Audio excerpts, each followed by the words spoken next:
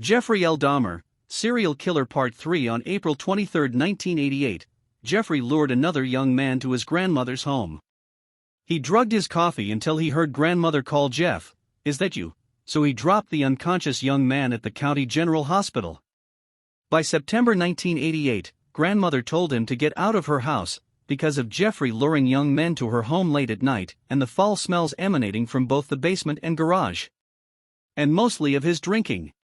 He found a one-bedroom on 808 North 24th Street. He moved in on September 25, 1988.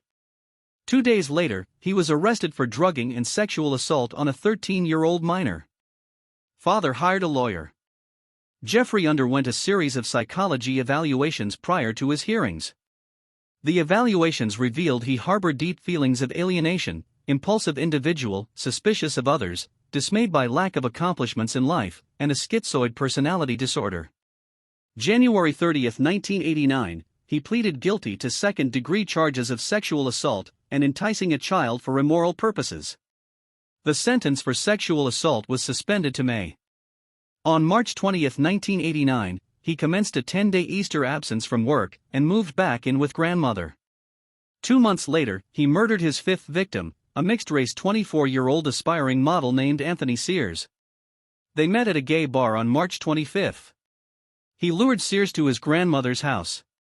They engaged in oral sex. Then he drugged and strangled Sears. The next day, he placed Sears' corpse in the bathtub. He decapitated Sears' body. He attempted to flay the corpse and then stripped the flesh from Sears' body to pulverize the bones. He threw Sears' remains in the trash. He preserved Sears' head and genitalia in acetone to store in a wooden box. He moved the remains, putting it in his work locker. On May 23, 1989, he was sentenced to 5 years probation and 1 year in the House of Correction with a work release permitting. He'll have his job starting at $9.10 an hour in order. He was required as a sex offender. He was paroled out and his 5-year probation imposed in 1989 began. In May of 1990, he moved to the Oxford Apartments on 924 North 25th Street No. 213. It was up the street from downtown in a high-crime rate area in Milwaukee and close to his job. The furnished apartment was $300 per month and inclusive of bills excluding electricity. He bought Sears' mummified head and genitalia with him. Within a week in his apartment, he murdered his sixth victim named Raymond Smith, a 32-year-old male prostitute. He lured Smith to his apartment promising $50 for sexual intercourse. He gave Smith a laced drink with sleeping pills. Then manually strangled Smith. He bought a Polaroid camera taking several pictures of Smith's corpse the next day. He boiled the arms, legs, and pelvis in a steel kettle with Soilex. Then he rinsed the bones in the kitchen sink. He dissolved the remainder of Smith's skeleton in a container of acid. He Latier spray painted Smith's skull and placed the skull on a black towel inside metal filing cabinet. On the 27th of May, he was robbed after luring a young man to his apartment. He accidentally drunk the laden with sedatives which was intended for his guest. The guest stole $300, several clothes, and a watch that belonged to him. He informed his parole officer of the robbery, but did not make a police report. Sometime in June 1990, he lured a 27-year-old acquaintance, a coworker named Edward Smith, to his apartment. He drugged and strangled Edward Smith.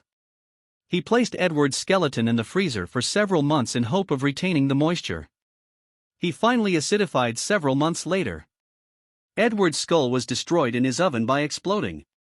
Less than 3 months, he encountered a Chicago native, a 22-year-old named Ernest Miller, outside a bookstore. Miller agreed to accompany him to his apartment for $50. Miller agreed to let him listen to Heart and Stomach. He attempted to perform oral sex on Miller, but he was informed by Miller that'll cost you extra. He gave Miller a laced drink of 2 sleeping pills, which was all he had that night. He killed Miller by slashing his throat with a knife, cutting his carotid artery. Miller bled to death instantly. He posed Miller's nude corpse in various Polaroid pictures. He placed Miller's corpse in the bathtub to dismember. He repeatedly kissed and talked to Miller's severed head while dismembering his corpse. He wrapped Miller's heart, biceps, and portions of flesh from his legs in a plastic bag. He placed the plastic bag in the refrigerator for later consumption. He boiled the remaining organs and flesh into a jelly-like substance using Soilex. He rinsed the flesh off the skeleton and placed in light bleach solution for 24 hours. Then, allowing the bones to air dry on a cloth for a week, severed the head was placed in the refrigerator while painting being stripped of flesh and coating with enamel. September 24, 1990, he met a 22-year-old named David Thomas at the mall. He persuaded Thomas to return to his apartment for a few drinks and money to pose for pictures. He gave Thomas a laced drink of Laden mixed with sedatives. He strangled and dismembered Thomas' corpse. He photographed Thomas's dismemberment process. For 5 months Jeffrey Dahmer didn't commit any murders. To be continued Part 4.